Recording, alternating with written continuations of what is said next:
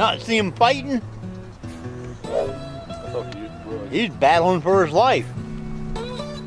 Dip finder should be in. Just in case I fall in, you're gonna film it, right? You got some weight. I gotta instruct these camera people different, you know, that you don't film stuff like that.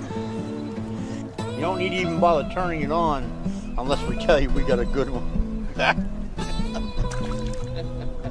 But we need bloopers. Yeah, we're getting bloopers.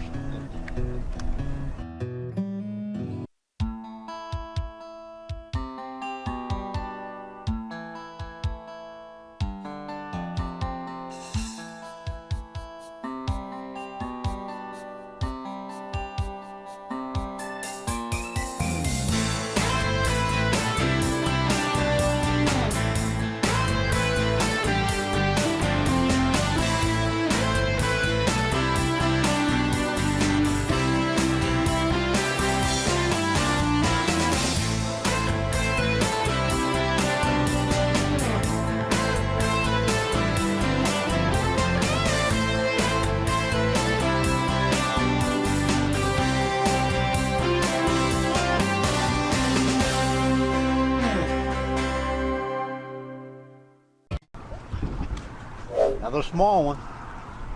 You're right, Alan. The cold front comes in. It seems like to catch a lot smaller fish, doesn't it? Weather changes. Weather changes and the small ones will bite, but the big ones won't. He's a little bit bigger.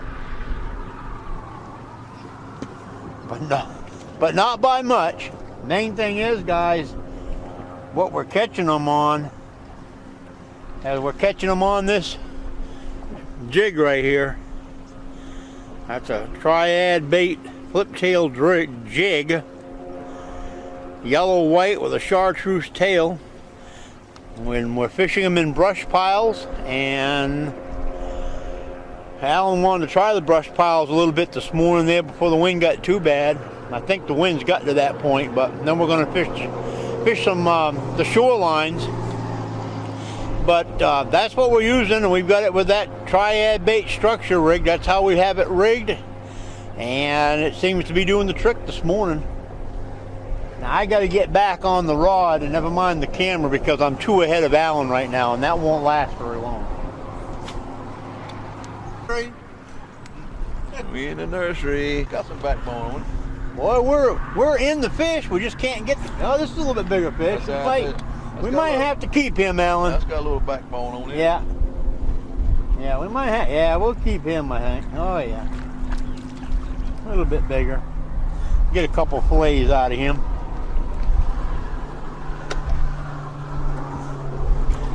Put him in this one. Yeah, it'll be fine.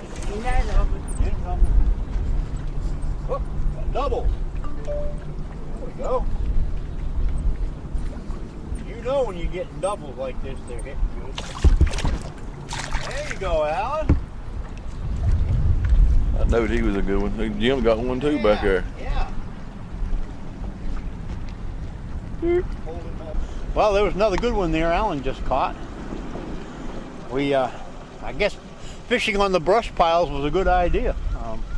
We had doubles there. Mine wasn't as big, so I threw them back in before the camera got on it. But now there's another one. There we go. But they seem to be biting really good in this brush pile. It's going to be a small one, but we might pick off a big one now and then. Well, he's not bad. Well, he's not good either. Like the other day. Huh? Like the other day I was down here. I was keeping them. Kept 32, but I bet you I caught close to 80 or 90 of them. Right. Yeah, a lot of them were small. Fish are still pretty cold, but we just had a cold front, minor cold front come through, but a serious storm yesterday evening. So it's going to change the way these fish are behaving a little bit. When that happens, usually you'll catch a lot of little fish, and the big ones just don't. You just got to work at the big ones harder to make them bite. But we're working at them, and I figure if we can pick off a big one now and then, by the time the day's out, we'll have a pretty good mess of fish. So we'll see what happens. That'll be a keeper. Now, he was on the back side of the buoy, Alan. Yeah. Oh yeah.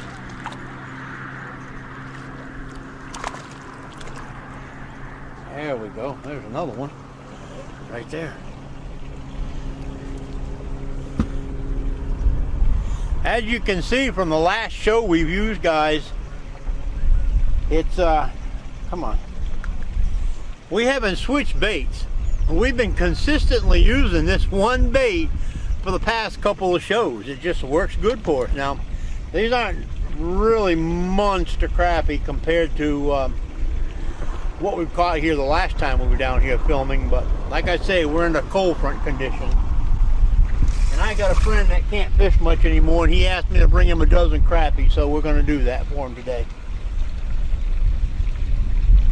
Okay, so several things I want to talk about right now is where we're fishing. Now, we're fishing in anywhere from 25 to 30 feet deep, and it's late February, late winter, and crappie in this part of the country in North Carolina, they're just starting, the weather's warming up, they're just starting to think about moving up into the shallows and spawning. It's still a little early, but they're all gathered together in clumps, in schools around bait, around structure. And this time of the year, you're going to find them close to shallow water. You're going to find them close to shallow coves where they can come out of the warmer deep water where they've been at during the evening and throughout the day. And as the water temperature in this shallow water warms up, they're going to move up into the shallower water, and they're going to seek that warmer water in the afternoon. So the afternoons is really a good time to go to the deeper areas. He ain't no monster. Maybe yours is bigger than my grandchild.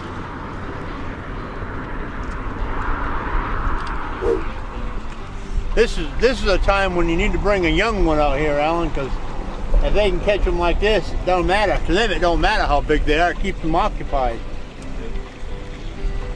Sometimes. Tomorrow I'm gonna have 2 kids on the boat with me. Tomorrow? Really? Tomorrow be a good. It might be probably a better day. Yeah. But I wouldn't complain about today much at all. I'm gonna let him go back. He's just. At least the fan's blowing on us all day. Yeah. They got the fan on. Yeah, not very lucky. No, the good Lord turned the fan on for us today.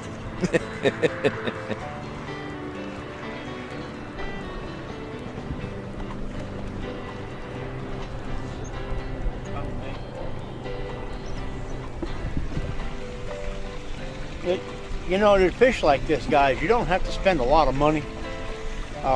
I'm using a Zebco rod and reel now. Alan got me started back on these Zebco rod and reels. I've had a bunch that I've had around the house, and to me it was a kid's rod. But that's all Alan fishes with when he does something like this. And you know what? I think I'm starting to enjoy it a little bit more because it's a little bit less complicated than even an open face. It holds all the line you need. You're not going to cast any further than what you're casting. And not only that, but you could pick up a rod and reel like this for your child if you want to take him out fishing. Fairly inexpensive at your box stores. So you don't have to spend a lot of money to come out here and enjoy a day fishing like this. You can use a float, minnows, and fish these brush piles or jigs like we are, and just bring your kids out and have a real good afternoon, a real good morning out fishing. Anyway, but when you bring somebody out here that ain't fished much, ain't cast much, or use a cane pole and stuff, then anybody can use these. I always tell them, I said, throw it just like you're throwing a ball. When you get ready to throw a ball, then take your thumb off of it. One thing you do is, after you throw, like there's a fish on these brush piles. There's a fish.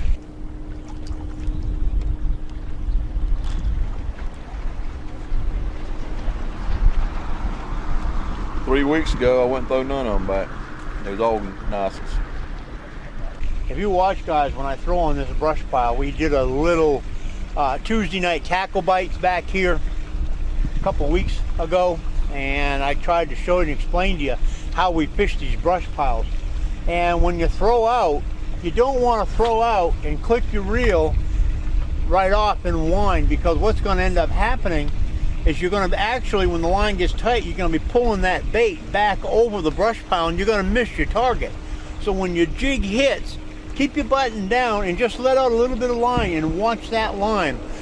You'll know when it hits bottom, because that line will stop going down, and then start retrieving it real slow over the brush pile, because a lot of guys will throw out and they'll instantly start reeling in, and what that does is it pulls your bait over the brush pile before you even get there, and there's a fish. Feels like a keeper. We'll see. Yeah. Looks like he might go home. Yeah, we'll take him. We'll take him today. Now, guys, you've seen a lot of posting probably on the social media sites. Guys catching these big crappies. Now, Lake High Rock typically is not a giant crappie lake. It's a numbers lake. I'm not saying that there's not big crappies in here. We've caught them. We've caught 1.5 pound, Alan. You know, you've caught 1.5 pound crappies out of here. They're just not as frequent as some of the lakes maybe in South Carolina and down further south. But you're going to catch a lot like these, okay? And these eat just as good as the little bit bigger ones. That brush or fish? Fish, man. That's a brush. Not see him fighting? I thought you used the brush. He's battling for his life. Dip finder should be in it. I'm trying to, you notice I'm positioned the boat where you fishing more this time, you know. No, I hadn't noticed that yet. You hadn't noticed that? Well, as long as one of us will fish out. You fish on that side, the way the wind's blowing, or you can come back here with me. If the boat's going to stay like that, just get on one side and I'll get on the other. Yeah, I'll be all right. I don't know about being all right part.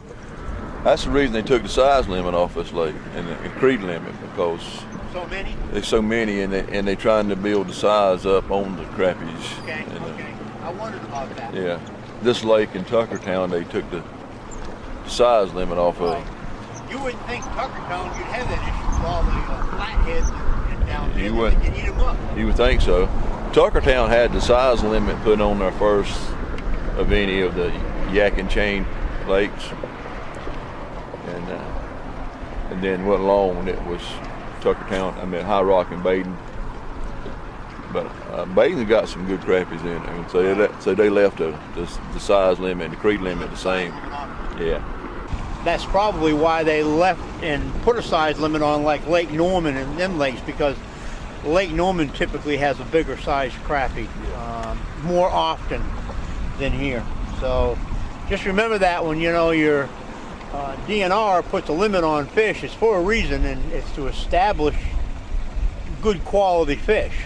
So they're trying to cull out a lot of the little ones and establish some good quality ones. So just remember that. There's the brush pile. That's the first time I've got hung up, everybody, since we've been out here. And another thing, like Alan says, these rod and reels, they come with 10-pound test line. Usually you can just pull on that, and there it is. And what happens is with that light wire hook, all you're going to do is, if you have to, we're using 10-pound test line, is you're going to pull that jig off from there and bend that hook, that wire, just a little bit. Well, I bent it a lot, more than just a little bit, but you can just bend that back with your thumb and you're ready to go. And that's a whole lot better than tying on a bunch of jigs. I hate it, tying on jigs, but if you use that system that Alan shows you, that triad bait structure rig, and I'm going to show it to you again. I know you've seen it. Somebody might have not seen this show. All Alan does is you come through your jig with that first, you come through your bait, that first head, and pull it all the way up to the lead, your jig head, okay? And we don't have barbs on here, and the reason for that is it'll tear up this fleshy part, the plastic on the bait. And then all you do is you come through here, and I'm going to change this bait now, because I used this bait the last show. and you just come through there like that, and basically, let me see if I can get a better look for you there. Basically, that's what you have. Well, not gonna be. Basically, that's what you have, guys, okay? And I'm having trouble holding this on because this thing has been beat up so many times. And that protects the hook from getting caught up in the brush. So I'm going to change this and get back fishing. Now, like I say, we did a show here a couple weeks ago, and I used this same rig all day long, and I got hung up a couple times, and all I had to do with that 10-pound test line is just put steady pressure on it and bend the wire and pull it out. Stained water like this, we're fishing 14 feet, 15 feet deep. With stained water like this, the fish aren't going to see the line anyway, so it doesn't really matter. Okay, so anyways, where we're fishing right now is around 28 to 30 feet deep, and we're fishing in an area right here, as you can see, where the fish are stacked up, and what they're doing is they're schooling around a bunch of bait fish. Keeper. Well, would you keep a fish that size? Nah, huh? I don't know, I guess Larry will clean them that size. Don't need many more. Whoa! Don't need many more like that.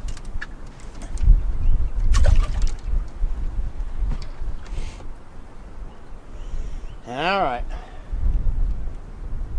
Where'd the buoy go? Right behind the boat. Oh yeah, buoy's right here.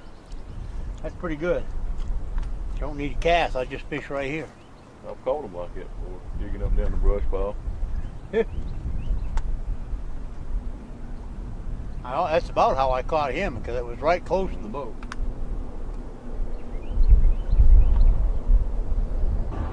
There he is, right there. There he is, doubles. Doubling up on them there, guys. Oh yeah. Yeah. You don't have to film Alan's, you can film mine though. Mine's a little bit bigger.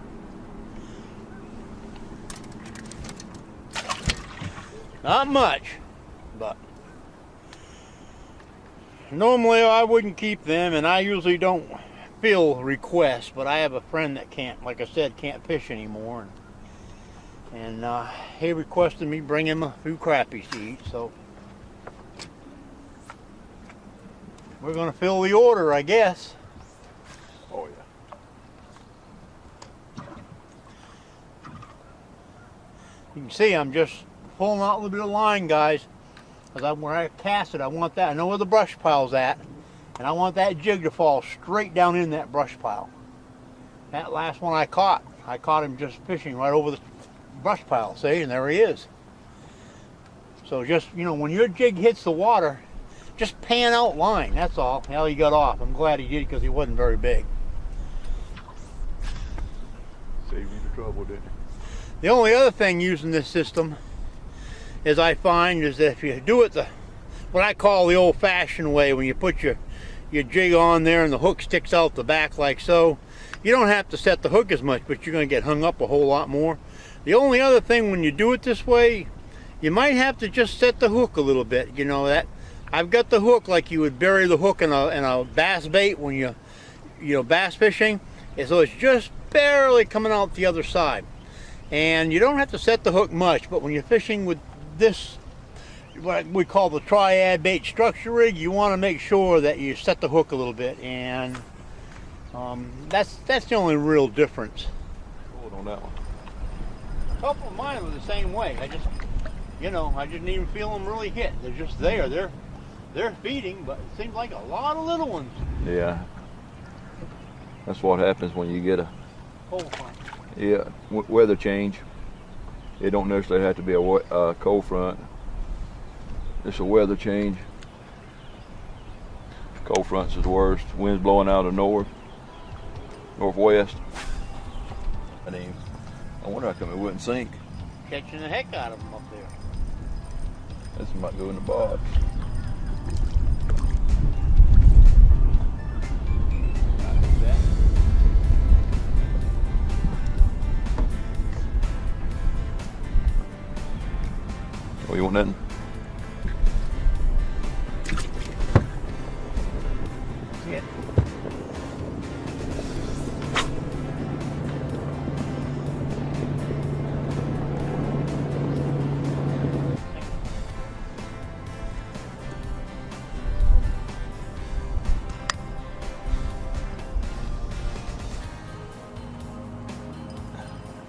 tell you what, you just throw on a brush pile and just let it. Yeah. That's it. You That's hit good. the brush pile. That's a good one there. They're sitting in the brush pile. I hope this one going in the box. Holding tight. A little bit bigger fish, isn't he? Mm-hmm. Oh, yeah. Picture, that's a nice one, Alan. About darn time. I guess there was a big one in there, wasn't there? Well, you know what? Where the baby's at, the mama's got to be close by. Or the daddy.